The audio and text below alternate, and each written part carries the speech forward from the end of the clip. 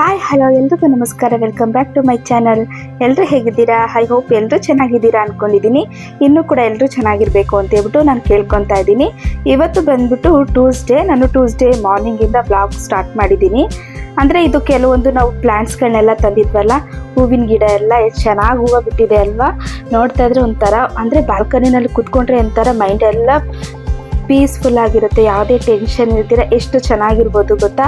ಏನೇ ಯೋಚನೆ ಇದ್ರೂ ಇಲ್ಲಿ ಬಂದು ಸ್ವಲ್ಪ ಹೊತ್ತು ಒಂದು ಅರ್ಧ ಗಂಟೆ ಕುತ್ಕೊಂಡ್ಬಿಟ್ರೆ ಎಲ್ಲ ಚಿಂತೆ ಎಲ್ಲ ಹಾಗೆ ಮಾಯ ಆಗಿಬಿಡುತ್ತೆ. ಆಮೇಲೆ ಆ ಗಿಡಗಳ ಜೊತೆ ನಾವು ಮಾತಾಡೋವಂಥದ್ದು ಇರುತ್ತೆ. ಮತ್ತು ಎಷ್ಟು ತಂದಾಗ ಎಷ್ಟಿತ್ತು ಗಿಡಗಳು, ಇವಾಗ ಎಷ್ಟಿದೆ ಅಂತ ಹೇಳ್ಬಿಟ್ಟು ನಾವು ಅದ್ರ ಜೊತೆ ದಿನಾಗಲೂ ಮಾತಾಡ್ತಾ ಇರ್ತೀವಿ. ನಾನಂತೂ ದಿನಕ್ಕೊಂದು ಸಲ 2 ಸಲ ಆದರೂ ಗಿಡಗಳ ಹತ್ರ ಹೋಗಿಲ್ಲ ಅಂದರೆ ನೆಮ್ಮದಿನೇ ಇರೋದಿಲ್ಲ ನನಗೆ. ಇವಾಗ ಜಾಸ್ತಿ ಅಂದರೆ ಅದ್ರ ಜೊತೆ ಜಾಸ್ತಿ ಟೈಮ್ ಸ್ಪೆಂಡ್ ಮಾಡ್ತಾ ಇದ್ದೀನಿ ಗಿಡಗಳ ಜೊತೆ. ಮತ್ತು ಅದು ಎಷ್ಟು ಹೇಗೆ ಬಂದಿದೆ ಅಂದರೆ ಯಾವ ರೀತಿ ಅಂತಂದರೆ ಇವಾಗ ಮೊಳಕೆ ನಾನು ಸ್ವಲ್ಪ ಕೆಲವೊಂದು ಗಿಡಗಳನ್ನೆಲ್ಲ ಹಾಕಿದೆ, ಎಷ್ಟು ಮೊಳಕೆ ಬಂದಿದೆ ಮತ್ತು ಎಷ್ಟು ಚಿಗುರು. ಆಮೇಲೆ ಕೆಲವೊಂದು ಬದನೆಕಾಯಿದು ಸೀಡ್ಸ್ ಹಾಕಿದ್ವಿ, ಅದು ಯಾಕೋ ಬಂದೇ ಇರಲಿಲ್ಲ. ಆದರೆ ಇವಾಗ ಚೂರು ಚೂರು ಬರ್ತಾ ಇದೆ. ಹಾಗೆ ನೋಡ್ತಾ ಇರ್ಬೋದು ಎಷ್ಟು ಚೆನ್ನಾಗಿದೆ ಹೂಗಳೆಲ್ಲ. ಸೇವಂತಿಗೆ ಹೂವು ಅಂದರೆ ಇದಿಷ್ಟೇ ಅಂತೆ ಬೆಳೆಯೋದು ನಾವು ಕೇಳಿದ್ವಿ. ಅದಕ್ಕೋಸ್ಕರ ಪೂಜೆಗೆ ಅಂದ್ಬಿಟ್ಟು ಹೂವು ಕೀಳ್ತಾ ಇದ್ದೀವಿ. ಅಂದರೆ ನಮ್ಮ ಯಜಮಾನ್ರೆ ಕಟ್ಟಿಂಗ್ಸ್ ಎಲ್ಲ ಮಾಡ್ತಾ ಇರೋದು ಹೂಗಳದು. ಆಮೇಲೆ ನಮ್ಮ ಪಾಪನು ಕೂಡ ಅಷ್ಟೇ ಅವ್ರ ಅಪ್ಪನಿಗೆ ಹೆಲ್ಪ್ ಮಾಡೋವಂಥದ್ದು, ಅಂದರೆ ಸೀಸರ್ ತಂದು ಕೊಡೋವಂಥದ್ದು, ಹೂಗಳನ್ನೆಲ್ಲ ಜೋಡಿಸೋವಂಥದ್ದು, ಈ ರೀತಿ ಎಲ್ಲ ಮಾಡ್ತಾಯಿದ್ದ. ಅಂದರೆ ಮಕ್ಕಳು ನಾವೇನು ಮಾಡ್ತಾ ಇರ್ತೀವೋ ಮಕ್ಕಳು ಕೂಡ ಅಷ್ಟೇ ಅದನ್ನೇ ಕಲಿತಾ ಇರ್ತಾರೆ. ಅಂದರೆ ಎಷ್ಟು ನಿಜ ಅಲ್ವಾ. ನೋಡ್ತಾ ಇರ್ಬೋದು, ಇದು ಬಂದ್ಬಿಟ್ಟು ಮೆಂತ್ಯ ಸೊಪ್ಪುದು, ಅಂದರೆ ಮೆಂತ್ಯದ ಸೀಡ್ಸ್ ಹಾಕಿದೆ, ಎಷ್ಟು ಚೆನ್ನಾಗಿ ಬಂದಿದೆ.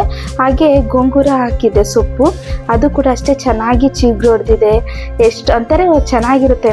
ಅಂದರೆ ನಾವು ಕೆಮಿಕಲ್ ಎಲ್ಲ ಹಾಕಿ ಅಂದರೆ ತಿನ್ನೋದಕ್ಕಿಂತ ನಮ್ಮ ಕೈಲಿ ಎಷ್ಟು ಸಾಧ್ಯ ಆಗುತ್ತೋ ಅಷ್ಟು ನಾವು ಮನೆಯಲ್ಲೇ ಬೆಳೆಸ್ಕೊಂಡು ತಿನ್ಬೋದು. ಹಾಗೆ ಸ್ವಲ್ಪ ಕರ್ಬೇವಿನ ಸೊಪ್ಪು ಇದೆಯಲ್ಲ, ಅದೊಂದು ಸ್ವಲ್ಪ ಚೆನ್ನಾಗಿ ಬಂದಿದೆ. ಮತ್ತು ಡೇರೆ ಹೂವನ್ನು ಅಷ್ಟೇ ಬಿಟ್ಟಿದೆ. ಇವತ್ತೇನಾದರೂ ಮಾಡೋಣ ಅಂತ ಇದ್ದೀನಿ. ಏನು ಮಾಡೋಣ ಅಂತಂದರೆ ಇವತ್ತು ಜಾಮೂನ್ ರೆಸಿಪಿ ಮಾಡೋಣ ಅಂತ ಇದ್ದೀನಿ. ತುಂಬ ದಿವಸ ಆಯಿತು ತಂದು, ಒಂದು 2 ಮಂತ್ ಆಯಿತು, 2 ತಿಂಗಳಾಯಿತು ತೊಗೊಂಡ್ಬಂದು. ಬಟ್ ಮಾಡೋಕ್ಕೆ ಆಗಿರಲಿಲ್ಲ. ಇವತ್ತು ಮಾಡೋಣ ನಾಳೆ ಮಾಡೋಣ ಅಂದ್ಬಿಟ್ಟು ಹಾಗೆ ಪೋಸ್ಟ್ಪೋನ್ ಮಾಡ್ಕೊತ ಹೋಗ್ತಿದೆ. ಅದಕ್ಕೋಸ್ಕರ ಇವತ್ತು ಮಾಡಿಬಿಡೋಣ ಅಂತ. ಯಾಕೆಂದರೆ ಇವಾಗ ಸಮ್ಮರ್ ಅಲ್ವಾ, ಜಾಸ್ತಿ ಹೊರಗಡೆಯಿಂದ ತಂದಿರೋ ಫುಡ್ಡು ಮತ್ತು ಸ್ನ್ಯಾಕ್ಸ್ ಎಲ್ಲ ಮಕ್ಕಳಿಗೆಲ್ಲ ಕೊಡಬಾರ್ದು. ಆಮೇಲೆ ಜಾಸ್ತಿ ನೀರು ಎಳೆಯುತ್ತೆ ಮಕ್ಕಳಿಗೆ, ಹೆಲ್ತ್ ಅಪ್ಸೆಟ್ ಆಗುತ್ತೆ ಅಂದ್ಬಿಟ್ಟು ನಾನು ಜಾಸ್ತಿ ಹೊರಗಿನ ಫುಡ್ಡು, ಜಂಕ್ ಫುಡ್ ಎಲ್ಲ ಏನೂ ಕೊಡೋದಕ್ಕೆ ಹೋಗೋದಿಲ್ಲ. ಮನೆಯಲ್ಲೇ ಮಾಡಿರೋ ಅಂಥದ್ದೇ ನಾನು ಕೊಡ್ತೀನಿ. ಆಮೇಲೆ ಪೂಜೆ ಬೇರೆ, ಪಾಪು ಬೇರೆ ಇದೆ. ಅದರಲ್ಲೂ ನಮ್ಮ ಪಾಪುಗಂತೂ ತುಂಬಾ ಇಷ್ಟ ಜಾಮೂನ್ ಅಂದರೆ ಸ್ವೀಟ್ ಐಟಮ್ಸ್ ಎಲ್ಲ ತುಂಬ ಚೆನ್ನಾಗಿ ತಿಂತಾನೆ. ಅಂದರೆ ಕೇಸರಿ ಭಾತ್ ಆಗಿರ್ಬೋದು, ಶಾವಿಗೆ ಪಾಯಸ, ಜಾಮೂನು, ಈ ಥರ ಎಲ್ಲ ತುಂಬಾ ಇಷ್ಟಪಟ್ಟು ತಿಂತಾನೆ. ಅದಕ್ಕೋಸ್ಕರ ನಮ್ಮ ಪಾಪುಗೋಸ್ಕರ ಮತ್ತು ಮಕ್ಳಿಗೋಸ್ಕರ ಅಂದ್ಬಿಟ್ಟು ಜಾಮೂನ್ ಮಾಡ್ತಾಯಿದ್ದೀನಿ. ಇವತ್ತು ನಾನು ತೊಗೊಂಡಿರೋವಂಥದ್ದು ಬಂದುಬಿಟ್ಟು GRB ಅವ್ರದ್ದು ಬೈ 1 get 1 ಫ್ರೀ ಅಂತಿದೆ. 2 ಪ್ಯಾಕೆಟ್ ಇದೆ. ಬಟ್ ನಾನು ಒಂದು ಎತ್ತಿಕ್ಕಿದ್ದೀನಿ ಸಾಕು. ಒಂದು ಸದ್ಯಕ್ಕೆ ಇವಾಗ ಒಂದು ಮಾಡ್ತೀನಿ, ಇದು ಖಾಲಿ ಆದಮೇಲೆ ನೆಕ್ಸ್ಟ್ ಇನ್ನೊಂದು ಮಾಡೋಣ ಅಂದ್ಬಿಟ್ಟಿದ್ದೀನಿ. ತುಂಬಾ ಈಸಿ ಮಾಡೋವಂಥದ್ದು, ಹೆಂಗೆ ಮಾಡೋದು ಅಂದ್ಬಿಟ್ಟು ನಾನು ತೋರಿಸ್ತೀನಿ.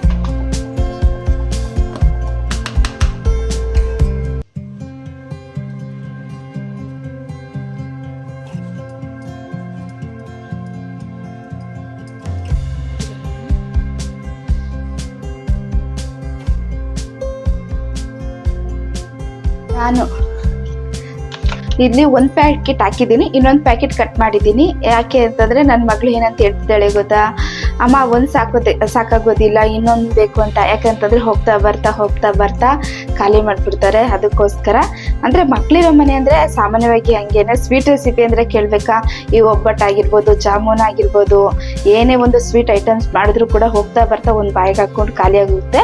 ಅದಕ್ಕೋಸ್ಕರ ಇನ್ನೊಂದು ಪ್ಯಾಕೆಟ್ನು ಸಹ ನಾನು ಹಾಕ್ತಾಯಿದ್ದೀನಿ. ಇದು ಬಂದ್ಬಿಟ್ಟು 175 ಗ್ರಾಮ್ ಇದೆ, 175 ಗ್ರಾಮ್ ಇದೆ. ಇದನ್ನು ಕೂಡ ಹಾಕ್ತಾಯಿದ್ದೀನಿ. ಸೇಮ್ ಇದೆ ಮೆಷರ್ಮೆಂಟಲ್ಲಿ ನಾನು ಹಾಕ್ತಿರೋದು. ಈಗ ಕರೆಕ್ಟಾಗಿ 1 ಕಪ್ ಆಗುತ್ತೆ.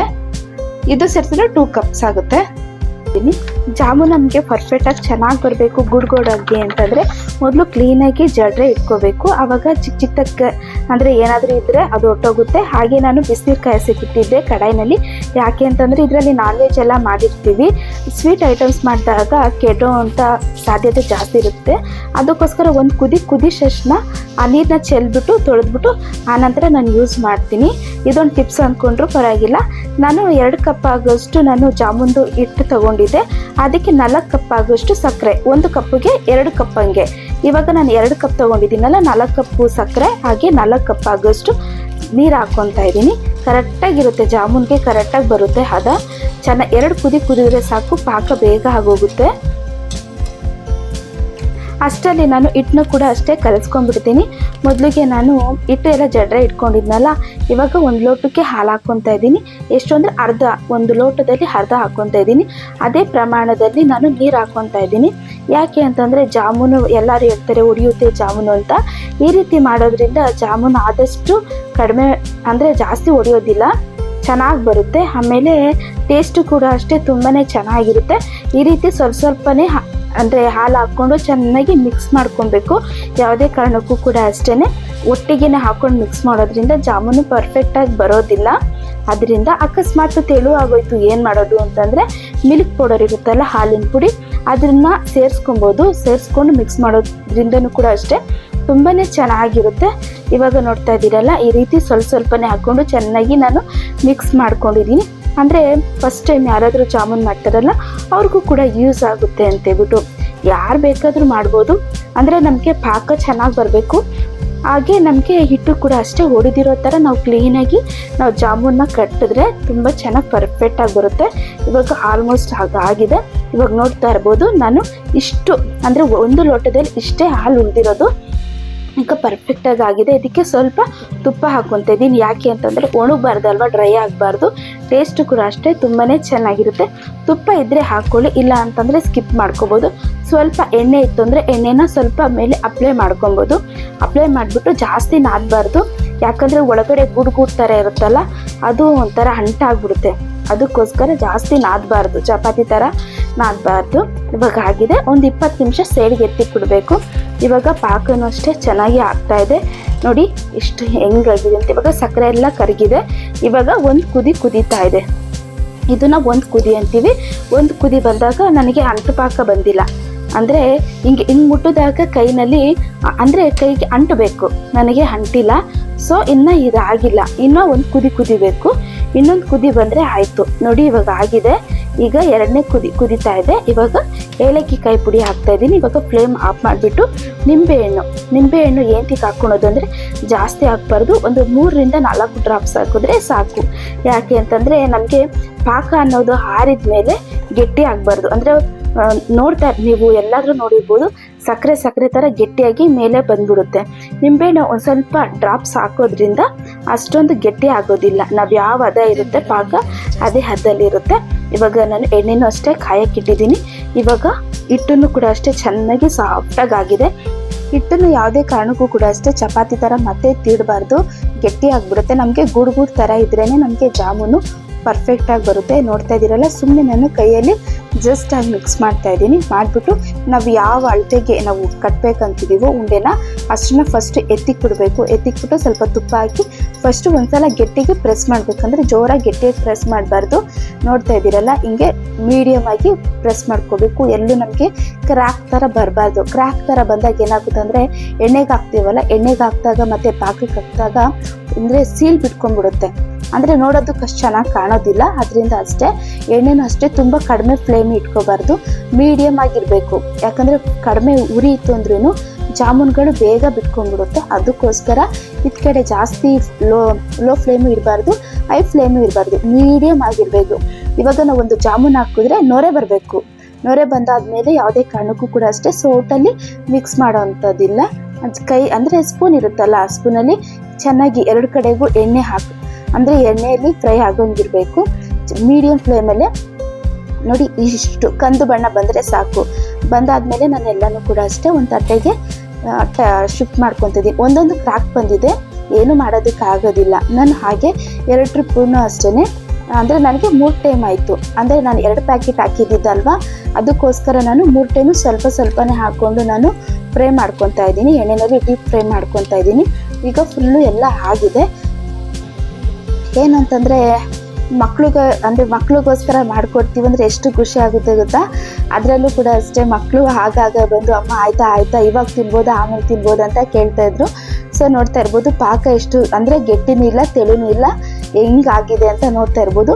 ಇವಾಗ ಮಾಡಿಟ್ಕೊಂಡಿರೋದನ್ನೆಲ್ಲ ಹಾಕ್ಬಿಟ್ಟು ಅದ್ರ ಮೇಲೆ ಮಿಕ್ಸ್ ಮಾಡ್ಕೊಬೇಕು. ಸುಮ್ಮನೆ ಅಂದರೆ ಪಾಕಕ್ಕೆ ಮುಳುಗಬೇಕಲ್ವ, ಮಿಕ್ಸ್ ಮಾಡಿಕೊಂಡು ಹಾಗೆ ಇನ್ನೊಂದು ಟ್ರಿಪ್ಪೂ ಆಗಿತ್ತು. ಅಂದರೆ 3 ಟ್ರಿಪ್ ಅಲ್ವಾ ಹಾಕಿದ್ದು ಜಾಮೂನ್ ಎಲ್ಲನೂ ಕೂಡ ನಾನು ಹಾಕಿ ಕ್ಲೋಸ್ ಮಾಡ್ತಾ ಇದ್ದೀನಿ. ಅಂದರೆ ನಮಗೆ 2 ಅವರ್ ಆದರೆ ಸಾಕು. 2 ಅವರ್ಗೆಲ್ಲ ಫುಲ್ಲು ಜಾಮೂನ್ ಎಲ್ಲ ಫುಲ್ಲು ಪಾಕನೆಲ್ಲ ಹೀರ್ಕೊಂಡ್ಬಿಡುತ್ತೆ. ಇವಾಗ ಆಗಿದೆ. ಅಷ್ಟರಲ್ಲಿ ನಾನು ಸ್ವಲ್ಪ ಅಂದರೆ ಮನೆಯೆಲ್ಲ ಸ್ವಲ್ಪ ಅಂಟ್ತಾ ಇತ್ತು. ಅಂದರೆ ಮಕ್ಕಳಿರೋ ಮನೆಯಲ್ಲಿ ಸಾಮಾನ್ಯ ಅಲ್ವಾ. ಅಂದರೆ ನಮ್ಮ ಪಾಪು ಸ್ವಲ್ಪ ಹಾಲೆಲ್ಲ ಚೆಲ್ಬಿಟ್ಟು ಹಾಗೆ ಬಿಸ್ಕೆಟ್ ಎಲ್ಲ ತಿಂದಾಕ್ಬಿಟ್ಟಿತ್ತು. ಅದಕ್ಕೋಸ್ಕರ ಸ್ವಲ್ಪ ಮನೆಯೆಲ್ಲ ಒರೆಸ್ಕೊತಾ ಇದ್ದೀನಿ. ಇವತ್ತು ಬೇರೆ ಮಂಗಳವಾರ ಅಲ್ವಾ, ಪೂಜೆ ಬೇರೆ ಮಾಡಬೇಕು, ಅಡುಗೆ ಮಾಡಬೇಕು, ತುಂಬ ಜಾಸ್ತಿ ಕೆಲಸ ಇದೆ. ಅದಕ್ಕೋಸ್ಕರ ಆದಷ್ಟು ನಾನು ಮಕ್ಕಳು ಒಂದು ಸ್ವಲ್ಪ ಸಮ್ಮರ್ ಬೇರೆ ಇದೆಯಲ್ಲ, ಅಂದರೆ ಅವ್ರಿಗೂ ಪಾಪ ಎಲ್ಲೂ ಹೋಗ್ದಿರ ಅವ್ರಿಗೂ ಒಂಥರ ಮನೆಯಲ್ಲೇ ಇದ್ದು ಬೇಜಾರಾಗ್ತೈತೆ. ಎಲ್ಲಾದರೂ ಹೋಗೋಣ ಅಂತಿದ್ದಾರೆ. ಅದರಲ್ಲೂ ಕೂಡ ನಮ್ಮ ಪೂಜೆ ಮತ್ತು ಪಾಪು ಓಡ್ ಬಂದರು. ನಮ್ಮ ವಾಣಿ ಅಂತೂ ಪಾಪ ಎಲ್ಲೂ ಹೋಗಲಿಲ್ಲ. ಯಾಕೆ ಅಂತಂದರೆ SSLC ಇತ್ತಲ್ವ, ಅಂದರೆ ಎಕ್ಸಾಮ್ಸ್ಗಳಿಗೆಲ್ಲ ಓದ್ಕೊಳೋಂಥದ್ದು ಪ್ರಾಜೆಕ್ಟ್ ವರ್ಕ್ಗಳೆಲ್ಲ ಜಾಸ್ತಿ ಕೊಡ್ತಾಯಿದ್ರು. ಸೊ ಅದರಿಂದ ವಾಣಿನಂತೂ ಎಲ್ಲೂ ಕಳಿಸ್ತಾ ಇಲ್ಲ. ಎಕ್ಸಾಮ್ ಎಲ್ಲ ಆಯಿತು, ಬಟ್ ರಿಸಲ್ಟ್ಗೋಸ್ಕರ ವೆಯ್ಟ್ ಮಾಡ್ತಾ ಇದ್ದೀವಿ. ಮೇ 2ನೇ ತಾರೀಕು ಅಂತ ಹೇಳಿದ್ದಾರೆ. ನೋಡಬೇಕು ಏನಾಗುತ್ತೆ ಅಂತ ನೋಡಿಬಿಟ್ಟು ಆಮೇಲೆ ಎಲ್ಲಾದರೂ ಹೊರಗಡೆ 2 ದಿವಸ ಹೋಗೋಣ ಅಂತ ಇದ್ದೀವಿ. ಅಕ್ಕನ ಮನೆಗೆ ಹೋಗೋಣ ಅಂತ ಇದ್ದೀವಿ. ನಮ್ಮ ವಾಣಿಗಂತೂ ಮನೇಲಿ ಇದ್ದಿದ್ದು ಬೇಜಾರಾಗ್ಬಿಟ್ಟಿದೆ. ಅಮ್ಮ ಪೂಜಾ ಮತ್ತು ಪಾಪು ಮಾತ್ರ ಓಡ್ ಬಂದಿದ್ದಾರೆ, ನಾನು ಮಾತ್ರ ಎಲ್ಲೂ ಹೋಗೇ ಇಲ್ಲ, ಮನೆಯಲ್ಲೇ ಇದ್ದೀವಿ, ನನಗಂತೂ ತುಂಬಾ ಬೇಜಾರಾಗ್ತಿದೆ ಅಂದ್ಬಿಟ್ಟು ದಿನ ಹೇಳ್ತಾನೆ ಇರ್ತಾಳೆ. ನಾನು ಕೂಡ ಒಂದೊಂದ್ಸಲ ಕೋಪ ಬಂದ್ಬಿಟ್ಟು ಹಂಗೆ ಬೈದೇ ಬಿಡ್ತೀನಿ, ಏಂತಕ್ಕೆ ಹೋಗೋದು ಹಂಗೆ ಹಿಂಗೆ ಅಂತ. ಏನೋ ಒಂದ್ಸಲ ಅಂದರೆ ಸರಿ, 2 ಸಲ ಅಂದರೆ ಸರಿ, ಅಂದರೆ ಯಾವಾಗಲೂ ಕೂಡ ಅಷ್ಟೇ ಇದನ್ನೇ ಹೇಳ್ತಾರೆ, ಕೋಪನೇ ಬಂದ್ಬಿಡುತ್ತೆ.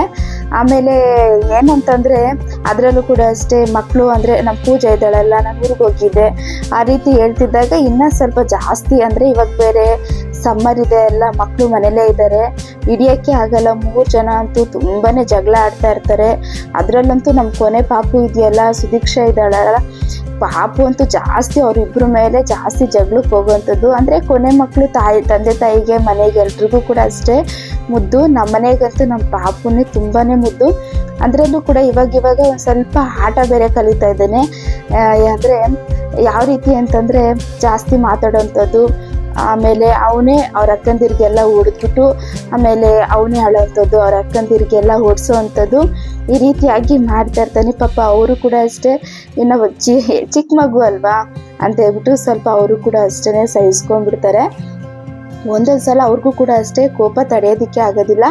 ಪಾಪುನಂತೂ ಗೆದ್ರು ಬಿಡ್ತಾರೆ. ನಾನಿದ್ರೆ ಸ್ವಲ್ಪ ಕಡಿಮೆ, ನಾನಿಲ್ಲ ಅಂತಂದರೆ ಮಗುಗೆ ಸ್ವಲ್ಪ ಭಯ ಜಾಸ್ತಿ ಇಕ್ಸಿರ್ತಾರೆ. ಅವ್ರು ಹೇಳ್ದಂಗೆ ಪಾಪು ಕೇಳ್ತಾನೆ. ನಾನಿತ್ತು ಅಂದರೆ ಯಾರ ಮಾತು ಕೇಳಲ್ಲ. ಸ್ವಲ್ಪ ತಾಯಿ ಇತ್ತು ಅಂದರೆ ಅಂದರೆ ಹೇಳ್ತಾರಲ್ಲ, ಯಾರ ಮಾತು ಕೇಳಲ್ಲ ಆ ರೀತಿ. ಅಂದರೆ ನಾನು ಕೂಡ ಅಷ್ಟೇ ಅಷ್ಟೊಂದಾಗಿ ಮಗುನ ಇದು ಮಾಡಲ್ಲ. ಯಾವಾಗಲಾದರೂ ಕೂಡ ಕೋಪ ಬಂದಾಗ ಮಾತ್ರ ನಾನು ಪಾಪುನ ಒಂದು ಸ್ವಲ್ಪ ಗೆದ್ರುವಂಥದ್ದು. ಜಾಸ್ತಿ ಪ್ರೀತಿನೂ ಕೊಡಬಾರ್ದಲ್ವ ಮಕ್ಕಳಿಗೆ. ಅದೇ ಥರ ನಾವು ಇವಾಗಿಂದ ಏನು ಕಲಿಸ್ತೀವೋ ಮಕ್ಕಳು ಕೂಡ ಅಷ್ಟೇ ಅದೇ ಥರ ಕಲಿತಾರೆ. ಅಂದರೆ ನಾನು ಯಾವ ರೀತಿ ಮಾಡ್ತಿದ್ದೀನಿ ಅಂತಂದರೆ, ಇವಾಗ ಪಾಪು ಏನಾದರೂ ತಪ್ಪು ಮಾಡ್ತು ಅಂತಂದರೆ, ಇವಾಗ ನಮ್ಮ ವಾಣಿ ಪೂಜನ್ಗೆ ಸುಮ್ಮನೆ ಒಂದು ಸ್ವಲ್ಪ ಗೆದ್ರೋದು ಬೈಯೋದು ಮಾಡಿದ್ರೆ ಪಾಪು ಆದಷ್ಟು ನನಗೂ ಅಮ್ಮ ಹೊಡಿತಾರೇನೋ ಅಂತೇಳ್ಬಿಟ್ಟು ಅವನು ಜಾಸ್ತಿ ಏನು ತೀಟೆ ಮಾಡೋದಕ್ಕೆ ಹೋಗೋದಿಲ್ಲ, ಹಂಗೆ ಅವಾಯ್ಡ್ ಆಗಿಬಿಡ್ತಾನೆ. ಈ ರೀತಿ ಒಂದು ಟ್ರಿಕ್ಸ್. ಅಂದರೆ ಮಕ್ಕಳನ್ನ ಹೊಡಿತಾ ಇದ್ರೆ ಬೈತಾ ಇದ್ರೆ ಮಕ್ಕಳು ಒಂದು ಸ್ವಲ್ಪ ಮೊಂಡ ಬಿದ್ದೋಗ್ತಾರೆ. ಅದಕ್ಕೋಸ್ಕರ ಈ ಟ್ರಿಕ್ಸ್ನ ಯೂಸ್ ಮಾಡ್ತಾ ಇರ್ತೀವಿ ನಾವು. ನಮ್ಮ ಯಜಮಾನ್ರು ಕೂಡ ಅಷ್ಟೇ ಈ ಟ್ರಿಕ್ಸ್ನ ಯೂಸ್ ಮಾಡ್ತಾರೆ. ನಾನಿಲ್ಲ ಅಂತಂದರೆ ನಮ್ಮ ವಾಣಿ ಪೂಜೆನೂ ಕೂಡ ಅಷ್ಟೇ ಅವರು ಕೂಡ ಈ ಟ್ರಿಕ್ಸ್ನ ಯೂಸ್ ಮಾಡ್ತಾ ಇರ್ತಾರೆ.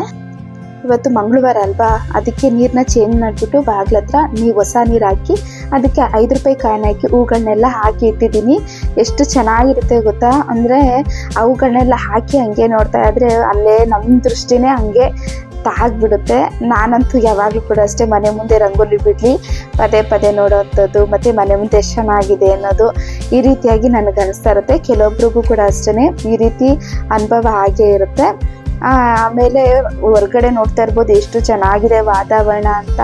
ನಮ್ಮನೆ ಪಕ್ಕದಲ್ಲಂತೂ ಬಾಳೆ ಗಿಡ ಹಾಕಿದ್ರಲ್ಲ, ಅಂದರೆ ಬಾಳೆ ಗೊನೆ ಬಿಟ್ಟಿದೆ. ಎಷ್ಟು ಚೆನ್ನಾಗಿದೆ, ಒಂಥರ ಈಚೆ ಕಡೆ ಹೋದ್ರೂ ಕೂಡ ಅಷ್ಟೇ ಮನ್ಸ್ಕೊಂಥರ ನೆಮ್ಮದಿ. ನಮ್ಮನೆ ಸುತ್ತಮುತ್ತ ಸಾಮಾನ್ಯವಾಗಿ ಹಸಿರು ವಾತಾವರಣನೇ ಇದೆ. ನನಗಂತೂ ಇಷ್ಟ, ಎಲ್ರಿಗೂ ಕೂಡ ಅಷ್ಟೇ. ಒಂದು ಸ್ವಲ್ಪ ಕಣ್ಗೂ ಕೂಡ ಅಷ್ಟೇ ತಂಪು.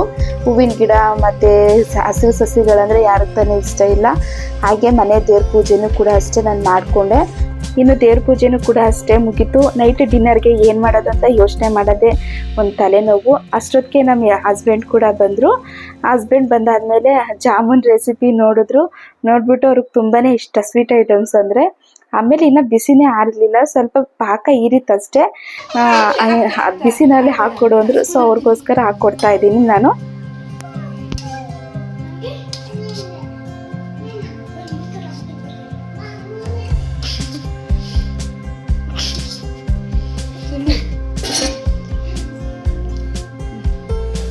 ಅದು ಇನ್ನು ಜಾಮೂನು ಆರಲೇ ಇಲ್ಲ, ಇನ್ನು ಹಾಗೆ ಇದೆ, ಸ್ವಲ್ಪ ಬಿಸಿಯಾಗಿದೆ.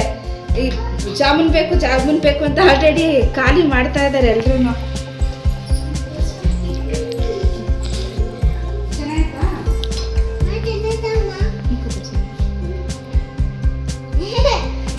ಕೂದ್ಲು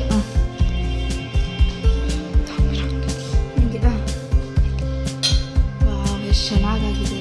ಟಾರ್ಚರ್ ಎಷ್ಟು ಚೆನ್ನಾಗಿದೆ.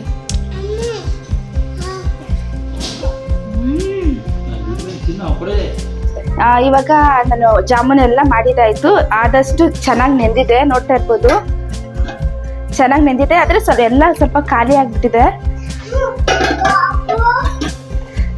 ಹಾಗೆ ನಮ್ಮ ಹಸ್ಬೆಂಡ್ ಇದ್ದಾರಲ್ಲ, ಇದು ಚಿಕನ್ ತಂದಿದ್ದಾರೆ. ಇವಾಗ ಸಂಜೆ ಆಯ್ತು, ಇವಾಗ 7:30 ಆಗಿದೆ ಟೈಮು. 7:30 ಅಲ್ವಾ, ಇವಾಗ ಏನಾದ್ರು ಮಾಡೋಣ ಅಂದ್ರೆ ಚಿಕನ್ ಸಾಂಬಾರು ಚೆನ್ನಾಗಿರುತ್ತೆ. ಹಳ್ಳಿ ಕಡೆ ಹೆಂಗ್ ಮಾಡ್ತಾರೋ ಅದೇ ತರ ಮಾಡ್ತಾ ಇರೋದು. ಅಂದ್ರೆ ತುಂಬಾ ದಿವಸ ಆಗೋಗಿತ್ತು ನಾವು ಚಿಕನ್ ತಂದು ಮಾಡೇ ಇರ್ಲಿಲ್ಲ, ಇವಾಗ ಮಾಡ್ತಾ ಇದೀವಿ. ಅಂದ್ರೆ ಅದೇ ಹೇಳಿದ್ನಲ್ಲ, ಅಂದ್ರೆ ಎಲ್ಲಾ ಕಡೆ ಕೋಳಿಗಳೆಲ್ಲ ಸತ್ತೋಗ್ತಿತ್ತು, ಕಾಯಿಲೆ ಬಂದು ಅಂತ ಹೇಳ್ಬಿಟ್ಟು ಹಕ್ಕಿ ಜ್ವರ ಬಂದು. ಅದಕ್ಕೋಸ್ಕರ ನಮ್ಮ ಮನೆಯಲ್ಲಿ 1.5 ತಿಂಗಳಾಯ್ತು ಚಿಕನ್ ಎಲ್ಲ ಫುಲ್ ಅವಾಯ್ಡ್ ಮಾಡಿ ಇವತ್ತು ಚಿಕನ್ ತಂದಿದ್ದೀವಿ. ಇಲ್ಲಿ ನಾನು ಸುಮಾರು 5 ರಿಂದ 6 ಈರುಳ್ಳಿ ತಗೊಂಡು, ಇದು ಇಷ್ಟು ಹಾಕಲ್ಲ, ಮಸಾಲೆ ಸ್ವಲ್ಪ ಎತ್ತಿಟ್ಕೊಂತೀನಿ. ಆಮೇಲೆ ಇದು ಫ್ರೈಗೆ ಸ್ವಲ್ಪ ಈರುಳ್ಳಿ ಎಲ್ಲ ಹಾಕೊಂತೀನಿ. ಇಲ್ಲಿ ಹಸಿಮೆಣಸಿನಕಾಯಿ ಬಂದ್ಬಿಟ್ಟು 6 ರಿಂದ 7 ಹಾಕೊಂಡಿದ್ದೀನಿ ಉದುದಕ್ಕೆ. ಮೊದಲು ಈರುಳ್ಳಿ ಹಾಕೊತಾ ಇದ್ದೀನಿ. ಈಗ ಎಣ್ಣೆ ಚೆನ್ನಾಗಿ ಕಾದಿದ್ದಾದ್ಮೇಲೆ ಇವಾಗ ಈರುಳ್ಳಿ ಹಾಕೊತಾ ಇದ್ದೀನಿ. ಈರುಳ್ಳಿ ಸ್ವಲ್ಪ ಜಾಸ್ತಿನೇ ಹಾಕ್ತೀನಿ ನಾನು. ಹಾಗೆ ಕಟ್ ಮಾಡಿ ಇಟ್ಕೊಂಡಿರೋಂತಹ ಮೆಣಸಿನ್ಕಾಯಿ, ಹಾಗೆ ಕಟ್ ಮಾಡಿ ಇಟ್ಕೊಂಡಿರೋಂಥ ಅಂದರೆ ಕರ್ಬೇವಿನ ಸೊಪ್ಪನ್ನ ಕೈಯಲ್ಲಿ ಕಟ್ ಮಾಡಿ ಹಾಕ್ಕೊತೀನಿ. ಚೆನ್ನಾಗಿ ಅಂದರೆ ಬ್ರೌನ್ ಕಲರ್ ಬರೋ ತನಕ ಫ್ರೈ ಮಾಡ್ಕೊಬೇಕು. ನಾನಿಲ್ಲಿ ಚಿಕನ್ಗೆ ಸ್ವಲ್ಪ ಅರಿಶಿನ ಉಪ್ಪು ಹಾಕಿ ವಾಶ್ ಮಾಡಿ ಎತ್ತಿಟ್ಕೊಂಡಿದ್ದೆ, ಅದನ್ನು ಹಾಕಿ ಸ್ವಲ್ಪ ಅರಿಶಿನ ಮತ್ತು ಉಪ್ಪು ಹಾಕೊತಾ ಇದ್ದೀನಿ. ಉಪ್ಪನ್ನ ನಾನು ಈ ಟೈಮಲ್ಲಿ ಹಾಕ್ಕೊಂಡ್ಬಿಡ್ತೀನಿ. ಯಾಕೆ ಅಂತ ಅಂದರೆ ಚಿಕನ್ಗೆ ಸ್ವಲ್ಪ ಉಪ್ಪು ಮತ್ತು ಖಾರ ಎಲ್ಲ ಚೆನ್ನಾಗಿ ಹಿಡಿಯುತ್ತೆ. ಅದಕ್ಕೋಸ್ಕರ ಈ ಟೈಮಲ್ಲಿ ಹಾಕ್ಕೊಂಡು ಚೆನ್ನಾಗಿ ಎಣ್ಣೆ ಬಿಡೋ ತನಕ ಫ್ರೈ ಮಾಡ್ಕೊತೀನಿ. ಈಗ ನಾನು ಲಿಡ್ನ ಕ್ಲೋಸ್ ಮಾಡಿಬಿಡ್ತೀನಿ, ಅಂದರೆ ನೀರೆಲ್ಲ ಬಿಡಬೇಕಲ್ಲ, ಅದಕ್ಕೋಸ್ಕರ.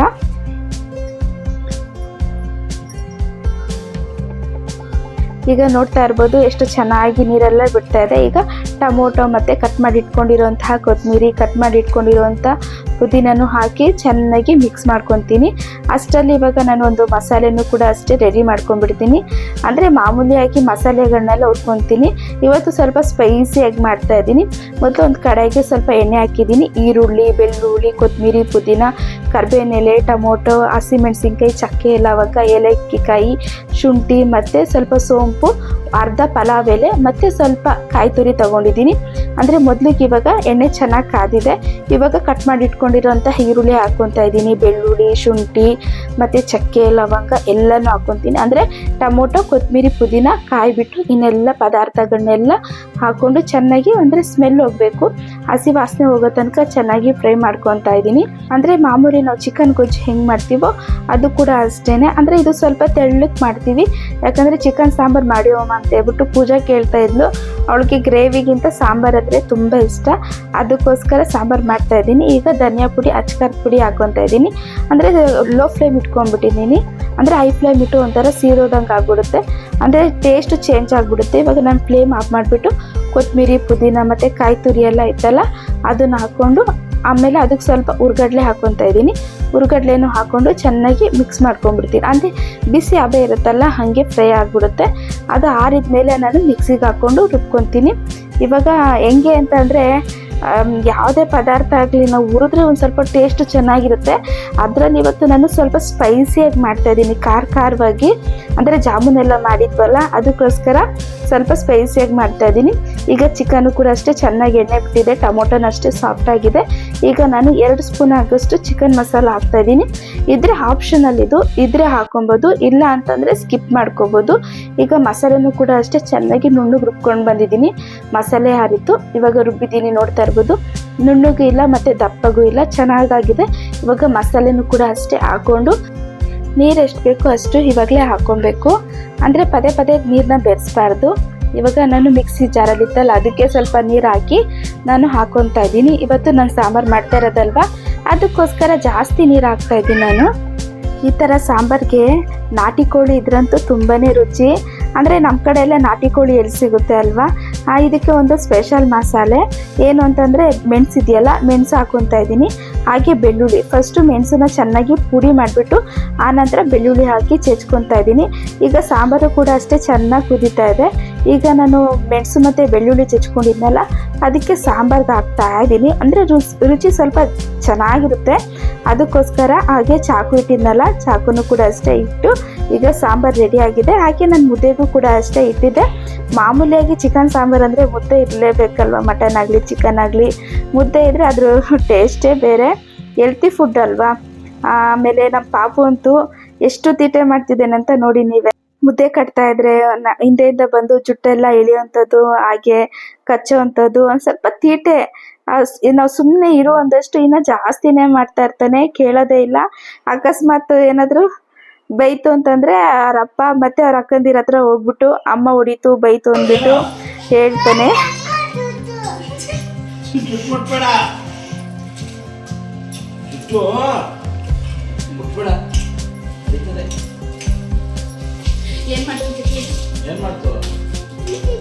ಇಷ್ಟು ದಿನ ಪಾಪು ಮತ್ತು ಪೂಜಾ ಇಲ್ಲದೆ ಇರೋದಕ್ಕೆ ಮನೆಯಲ್ಲಿ ಏನೋ ಒಂಥರ, ಅಂದರೆ ಪಾಪು ಇದ್ರೆ ತೀಟೆ ಮಾಡ್ಕೊಂಡಿರೋದು ಆ ಥರ ಎಲ್ಲ ಮಾಡ್ತಿದ್ದ. ಅವನು ಇಲ್ಲದೆ ಇರೋದಕ್ಕೆ ಏನೋ ಒಂಥರ ಆಗಿತ್ತು. ಇವಾಗ ಅವ್ನು ಬಂದಮೇಲೆ ಮನೆಯೆಲ್ಲ ಒಂಥರ ಕಳ್ಕಳೆ ಆಗಿದೆ. ಮನೆಯೆಲ್ಲ ಎಷ್ಟು ಅಂದರೆ ಇವಾಗ ನಾವು ಎಷ್ಟೇ ಮನೆ ಕ್ಲೀನ್ ಮಾಡಿರಲಿ ಫುಲ್ಲು ಮನೆಯೆಲ್ಲ ಗಲೀಜು ಮಾಡಿಕ್ಕಿರ್ತಾನೆ, ಮತ್ತು ನೀರೆಲ್ಲ ಚೆಲ್ಲಿಕ್ಕಿರ್ತಾನೆ. ನನಗಂತೂ ಸಾಕಾಗ್ಬಿಡುತ್ತೆ ಪಾಪ, ಮಕ್ಳಿಗೂ ಅಷ್ಟೇ ಸಾಕಾಗ್ಬಿಡುತ್ತೆ. ಏನು ಮಾಡೋದು ಅಂತಲೇ ಗೊತ್ತಾಗೋದಿಲ್ಲ. ಆದರೂ ಕೂಡ ಮಗು ಅಲ್ವ ಅಂತ ಹೇಳ್ಬಿಟ್ಟು ಪಾಪ ಸಹಿಸ್ಕೊಂಡಿರ್ತಾರೆ. ಆಮೇಲೆ ಇವಾಗ ನಮ್ಮ ಪಾಪು ಏನು ಮಾಡ್ತಿದ್ದಾನೆ ಅಂತಂದರೆ ಜಾಸ್ತಿ ಮಾತಾಡೋದಕ್ಕೆ ಅಂದರೆ ಟ್ರೈ ಮಾಡ್ತಾ ಇದ್ದಾನೆ. ಅಂದರೆ ಇವಾಗ 2 ವರ್ಷದ ಮೇಲೆ 4 ತಿಂಗಳಾಗಿದೆ ಪಾಪುಗೆ. 2 ವರ್ಷದ ಮೇಲೆ 4ರಿಂದ 5 ತಿಂಗಳಾಗಿದೆ. ಇವಾಗ ಎಲ್ಲ ಅಂದರೆ ಎಲ್ಲ ಅನಿಮಲ್ಸ್ಗಳದ್ದು ನೇಮ್ ಹೇಳೋವಂಥದ್ದು, ಮತ್ತು ರೈಮ್ಸ್ಗಳು ಹೇಳೋವಂಥದ್ದು, ಮತ್ತು ಎಲ್ಲರ ಹೆಸ್ರುಗಳನ್ನೂ ಕೂಡ ಅಷ್ಟೇ ಹೇಳೋವಂಥದ್ದು, ಈ ರೀತಿ ಪ್ರಾಕ್ಟೀಸ್ ಮಾಡ್ತಾ ಇದ್ದೇನೆ. ಆದಷ್ಟು ಮಕ್ಕಳು ಮತ್ತು ನಾನು ಕೂಡ ಅಷ್ಟೇ ಮಗುಗೆ ಇವಾಗಿಂದನೇ ಯಾವ ರೀತಿ ಮಾತಾಡಬೇಕು ಪ್ರತಿಯೊಂದನ್ನು ಕೂಡ ಅಷ್ಟೇ ಕಲಿಸ್ಕೊಡ್ತಾ ಇದ್ದೀವಿ. ಅಂದರೆ ಮಕ್ಕಳು ಅಂದರೆ ಸ್ಪಷ್ಟವಾಗಿ ಮಾತಾಡೋದಿಲ್ಲ ಅಂದರೂ ಟ್ರೈ ಆದರೂ ಮಾಡಲೇಬೇಕಲ್ವ. ಇವಾಗಿಂದ ನಾವೇನು ಕಲಿಸ್ಕೊಡ್ತೀವಿ ಮಕ್ಕಳು ಅದನ್ನೇ ಕಲಿತಾರೆ. ಆನಂತರ ಟಿ ವಿನಲ್ಲಿ ಸಾಂಗ್ ಹಾಕಿದ್ರೆ ಅದಕ್ಕೆ ಡ್ಯಾನ್ಸ್ ಮಾಡೋವಂಥದ್ದು, ಮತ್ತು ಸ್ಟೋರೀಸ್ಗಳನ್ನ ಕೇಳೋವಂಥದ್ದು. ಅಂದರೆ ಫೋನ್ನೆಲ್ಲ ನಾನು ಆದಷ್ಟು ಕಡಿಮೆ ಮಾಡಿಬಿಟ್ಟಿದ್ದೀನಿ. ಮೊದಲೆಲ್ಲ ಫೋನೆಲ್ಲ ಜಾಸ್ತಿ ಯೂಸ್ ಮಾಡ್ತಿತ್ತು ನಮ್ಮ ಪಾಪು. ಅಂದರೆ ನಮ್ಮ ವಾಣಿಗೆ ಪೂಜೆಗೆ ಹೊಡೆದು ಅಂದರೆ ಸ್ವಲ್ಪ ಭಯ ಹೇಗಿಸ್ಬಿಟ್ಟು ಫೋನ್ನ ಅವಾಯ್ಡ್ ಮಾಡಿಬಿಟ್ಟಿದ್ದೀನಿ. ಇವಾಗ ಫೋನ್ ಅಂದರೆ ಜಾಸ್ತಿ ಮುಟ್ಟೋದಿಲ್ಲ. ಈಗ ಟಿ ವಿಗೆ ಇದೆಯಲ್ಲ, ಟಿ ವಿನಲ್ಲಿ ಯಾವ್ದು ಬೇಕು ಅಂದರೆ ಯಾವ ರೀತಿ ಸಾಂಗ್ಗಳಾಗಲಿ, ಸ್ಟೋರೀಸ್ ಆಗಲಿ, ಮತ್ತು ಆಲ್ಫಾಬೆಟ್ಸು, ಈ ಮತ್ತು ಟೇಬಲ್ಸು ಎಲ್ಲನೂ ಕೂಡ ಅಷ್ಟೇ ಹಾಕ್ತೀನಿ. ಅದನ್ನ ನೋಡಿಕೊಂಡು ಅವನು ಕೂಡ ಅಷ್ಟೇ ಅಂದರೆ ಟ್ರಾನ್ಸ್ಲೇಟ್ ಮಾಡೋದಕ್ಕೆ ಅವನು ಕೂಡ ಅಷ್ಟೇ ಟ್ರೈ ಮಾಡ್ತಿದ್ದಾನೆ. ಅದೇ ಅವ್ರು ಹೇಗೆ ಹೇಳ್ತಾರೆ ಇವನು ಕೂಡ ಅಷ್ಟೇ ಅದೇ ರೀತಿಯಾಗಿ ಹೇಳ್ತಾನೆ. ಅಂದರೆ ನಮಗೊಂಥರ ಖುಷಿ ಆಗುತ್ತೆ. ಇದು ನೆಕ್ಸ್ಟ್ ಡೇ ಮಾರ್ನಿಂಗು ನಾನು ಜಾಮೂನೆಲ್ಲ ಮಾಡಿಟ್ಟಿದ್ದಲ್ಲ, ಎಷ್ಟು ಚೆನ್ನಾಗಿ ಪಾಕನೆಲ್ಲ ಎಳ್ಕೊಂಡಿದೆ ನೋಡಿ. ಅಂದರೆ ಎಷ್ಟು ಸಾಫ್ಟ್ ಆಗಿದೆ, ಎಲ್ಲೂ ಕೂಡ ಅಷ್ಟೇ ಹೊಡೆದಿಲ್ಲ, ಅಷ್ಟು ಚೆನ್ನಾಗಿ ಬಂದಿದೆ. ಜಾಮೂನ್ ಅಂತೂ. ಆಮೇಲೆ ಮಕ್ಳಿಗೂ ಕೂಡ ಅಷ್ಟೇ ಬೆಳಿಗ್ಗೆ ಖಾಲಿ ಹೊಟ್ಟೆನಲ್ಲಿ ಕೊಟ್ಟೆ, ತುಂಬಾನೇ ಇಷ್ಟಪಟ್ಟು ತಿಂದ್ರು. ಇವತ್ತು ಮಾಡಿದಂತಹ ಜಾಮೂನ್ ರೆಸಿಪಿ ಹಾಗೆ ಚಿಕನ್ ಸಾಂಬಾರು ಈ ವಿಡಿಯೋ ನಿಮಗೆ ಇಷ್ಟ ಆಗಿದೆ ಅನ್ಕೊಂಡಿದ್ದೀನಿ. ಈ ವಿಡಿಯೋ ಇಷ್ಟ ಆಗಿದೆ ಪ್ಲೀಸ್ ಲೈಕ್ ಮಾಡಿ, ಶೇರ್ ಮಾಡಿ. ಇನ್ನು ಯಾರಾದರೂ ಸಬ್ಸ್ಕ್ರೈಬ್ ಮಾಡ್ಕೊಂಡಿಲ್ಲ ಅಂದರೆ ಪ್ಲೀಸ್ ನನ್ನ ಚಾನಲ್ನ ಸಬ್ಸ್ಕ್ರೈಬ್ ಮಾಡಿ. ಹಾಗೆ ನಿಮ್ಮ ಅನಿಸಿಕೆಗಳನ್ನ ನನಗೆ ಕಮೆಂಟಲ್ಲಿ ತಿಳಿಸಿ ಅಂದ್ಬಿಟ್ಟು ನಾನು ನಿಮ್ಮಲ್ಲಿ ಕೇಳ್ಕೊತಾ ಇದ್ದೀನಿ.